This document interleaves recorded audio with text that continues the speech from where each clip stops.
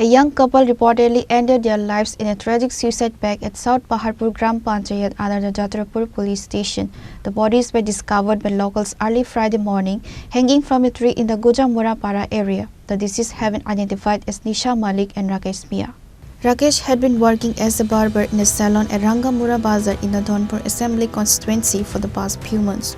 According to local reports and family acquaintances, Nisha and Rakesh were in a committed relationship. However, belonging to different faiths, the couple reportedly feared that their families and society would never validate their bond. This social pressure and fear of separation are believed to be the primary reasons behind their extreme step. The incident came to light on Friday morning when villagers spotted the bodies. The Jatrapur police arrived promptly at the scene to recover the bodies. The bodies have been sent to the Kathalia Social Health Center for a post-mortem examination. আমরা কিটা মনে করলাম বলতে এটা তো কেমন জানি লাগে কোনো ভয়টাও লাগে না মনে একটা কোনো দেখলে ফাঁসির মধ্যে মরলে একটা ভয় লাগে বা চাইতে মারতে কত কিছু করে টিপা টিপা বার করে কোনো কিছু লাগতেছে না। এটা কবে এরকম হয়েছে?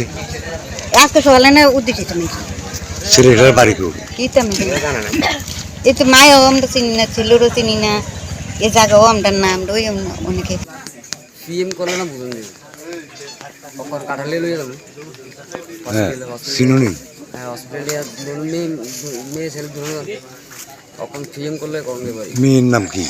মেয়ের নাম তো সঠিকটা আমি জানি না বাড়ি গঙ্গাছড়া গঙ্গাছড়া গঙ্গাছড়া দুজন ছেলেটাও বাড়ি গঙ্গাছড়া গঙ্গাছড়া এখানে কার বাড়িতে আইছিল? এটা কইতে পারলাম না জানি না কি কেমনি জানো?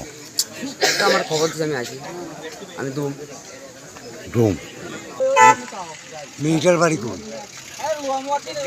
শুনছি মেয়ের বাড়ি ফলা বাড়ি ওলার মামার বাড়ি আছে বলে ওগুলো মুরা। ছেলের নাম কি? ছেলের নাম হলো রাকেশ মিয়া।